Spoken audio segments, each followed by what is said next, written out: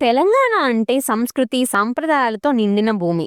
ఆ సాంప్రదాయాల్లో ఒకటి భక్తి, శ్రద్ధ, ఆరాధనతో నిండిన తల్లి పూజల ఉత్సవం బోనాలు. ఆషాఢమాసం వచ్చిందంటే చాలు ప్రతి వీధి, ప్రతి గుడి జై జై హే మహాకాళి అనే నినాదాలతో మారుమోగిపోతుంది.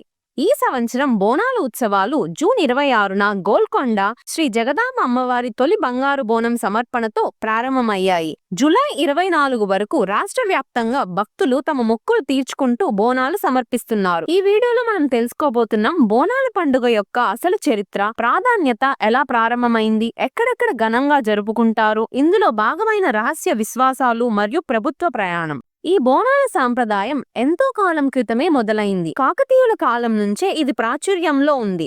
ప్రతాపరుద్రుడు గోల్కొండ జగదాంబిక ఆలయంలో బోనాలు సమర్పించాడని చరిత్ర చెబుతుంది. శ్రీకృష్ణదేవరాయలు కూడా ఏడుకొండ నవదత్తి ఆలయాన్ని నిర్మించి బోనాలు సమర్పించాడట. సర్వాయి పాపన్న కరీంనగర్లో ఎల్లమ్మ గుడిని నిర్మించి అమ్మవారికి బోనాలు పెట్టాడు. అంతేకాదు కుతుబ్షాహీ, బహమానీ, తానీషా రాజ్యాల్లోనూ ఈ పండుగ ఘనంగా జరిగేది. అయితే ప్రస్తుత రూపంలో బోనాల పండుగ వెలుగులోకి వచ్చింది 1813లో హైదరాబాద్ నగరంలో ఓ ప్రబలమైన ప్లేగు వ్యాధి విజృంభించింది. వేలాది ప్రజలు మృతి చెందారు. ప్రజలు భయంతో గడగడలాడిపోతుండగా ఉజ్జయినిలో విధులు నిర్వహిస్తున్న హైదరాబాద్ రెజిమెంట్ సైనికులు అక్కడి మహాకాళి అమ్మవారిని ప్రార్థించారు. అమ్మా, మా నగరాన్ని ప్లేగు నుంచి కాపాడమ్మా, తిరిగి మేము హైదరాబాద్ కు వెళ్లిన తర్వాత నీకు బోనాలు సమర్పిస్తామని. భక్తులు నమ్ముతున్న విశ్వాసం ప్రకారం మహాకాళి అమ్మవారు వ్యాధి వ్యాప్తిని అడ్డుకున్నారు. ఆ తరువాత సైనికులు స్వదేశానికి తిరిగి వచ్చాక సికింద్రాబాద్ లో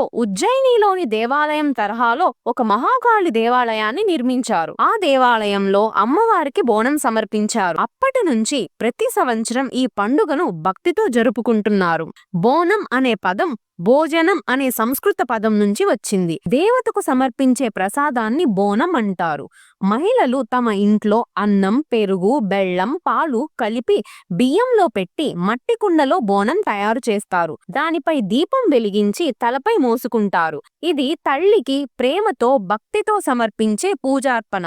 తెలుగు సాంప్రదాయం ప్రకారం ఆషాఢమాసంలో అమ్మవారు పుట్టింటికి వస్తారని నమ్మకం. తల్లికి ఇష్టమైన వంటలు, చీరలు, బోనాలు సమర్పించి పూజలు చేస్తారు. ఈ పండుగ మనకు అమ్మవారి పట్ల గల మమకారాన్ని, కుటుంబ బంధాలను గుర్తు చేస్తుంది.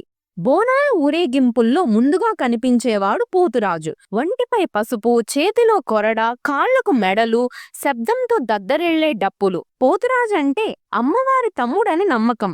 ఊరిని చెడు శక్తుల నుంచి కాపాడే రక్షకుడు. పోతురాజు లేకుండా ఊరేగింపు అసంపూర్ణం. ఆషాఢమాసపు మొదటి ఆదివారంతో గోల్కొండ కోటలో ఉత్సవాలు ప్రారంభమవుతాయి. రెండవ ఆదివారానికి సికింద్రాబాద్ లోని ఉజ్జయిని మహాకాళి దేవాలయం మరియు బల్కంపేట ఎల్లమ్మ దేవాలయంలో బోనాల ఉత్సవాలు జరుగుతాయి. మూడవ ఆదివారానికి చిలకలగూడ సమీపంలో ఉన్న పోచమ్మ, కట్టమైసమ్మ దేవాలయాలు మరియు హైదరాబాద్ పాత బస్తీలలోని లాలా దర్వాజా మాతేశ్వరి ఆలయంలో ఘనంగా ఉత్సవాలు నిర్వహిస్తారు. అంతేకాదు హరిబౌలిలోను అక్కన్న మాదన్న ఆలయం, షా అలీ బండాలోని ముత్యాలమ్మ దేవాలయం వంటి ప్రముఖ ఆలయాల్లోనూ బోనాల పండుగ ప్రత్యేకంగా జరుపుకుంటారు. లక్షలాది మంది భక్తులు ఈ ఆలయాలకు హాజరై తమ మొక్కులు తీర్చుకుంటూ మహాకాళి తల్లికి బోనాలు సమర్పిస్తారు. బోనాలలో మరో విశేషం, పోతురాజులు తమ శరీరాన్ని తాము కొట్టుకుంటూ చేసే విన్యాసాలు, శివసత్తుల పూనక స్థితిలో చేసే భక్తి నృత్యాలు. ఈ దృశ్యాలు చూస్తే గుండె వేగం పెరిగిపోతుంది. ఇది కేవలం వేడుక కాదు, తల్లి అనుగ్రహాన్ని భూమిపైకి తీసుకువచ్చే మార్గం. ఇంకా ఒక ఆసక్తికర అంశం, ఆమె పూనక స్థితిలో ప్రవేశించి వర్షాల గురించి, ఆరోగ్యం గురించి భవిష్యవాణి చెబుతారని నమ్మకం. తెలంగాణ రాష్ట్రం ఏర్పడిన తరువాత 2014లో సీఎం కల్వకుంట్ల చంద్రశేఖరరావు గారు బోనాలను రాష్ట్ర అధికారిక పండుగగా ప్రకటించారు. ప్రతి ఏడాది ప్రభుత్వం నుంచి ప్రత్యేక ఏర్పాట్లు, కళాకారుల ప్రోత్సాహం, సాంస్కృతిక కార్యక్రమాలు నిర్వహిస్తున్నారు. ఈ పండుగలో మహిళ పాత్ర అనిర్వచనీయంగా ఉంటుంది. బోనాలను తయారు చేసి తలపై మోసి భక్తి శ్రద్ధలతో అమ్మవారికి సమర్పించడం, ఇది వారి తల్లి పట్ల గల ప్రేమ, సాంప్రదాయం పట్ల గౌరవానికి నిదర్శనం. బోనాలు ఇవి కేవలం పండుగలు కాదు, మన తల్లి దేవత పట్ల గల విశ్వాసం, మన సంస్కృతి పట్ల గల గౌరవం, మన భవిష్య తరాలకు అందించాల్సిన పుణ్యమైన జీవన విధానం. మీ ఊరిలో బోనాలు ఎలా జరుపుకుంటారు? ఎలాంటి ప్రత్యేకతలు ఉన్నాయి? కామెంట్స్ లో తప్పక చెప్పండి. ఈ వీడియో నచ్చితే లైక్ చేయండి, షేర్ చేయండి, ఛానల్ను సబ్స్క్రైబ్ చేయండి. జై తెలంగాణ, జై మహాకాళి తల్లి.